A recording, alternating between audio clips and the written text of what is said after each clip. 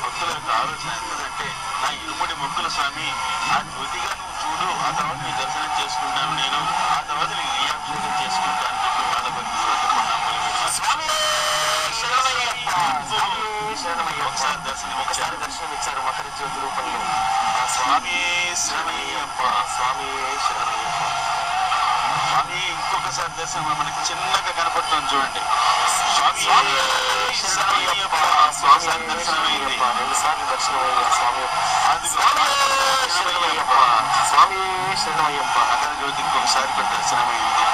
ఇంకా భక్తుల శరణ ఘోష మారు మోగుతూ ఉంటుంది. శబరి మొత్తం ఆ శబరి కొండలు మొత్తం మత పుంగవనం మొత్తం మారుమూల స్వామి పులిమేడ శబరిమల చుట్టుపక్కల ప్రాంతాలన్నీ కూడా స్వామి శరణ ఘోషతో మారుమోగుతూ ఉంటాయి. స్వామి శరణమయ్యప్ప, చీక జ్యోతి స్వరూపనే శరణమయ్యప్ప, స్వామి శరణమయ్యప్ప, స్వామి శరణమయ్యప్ప.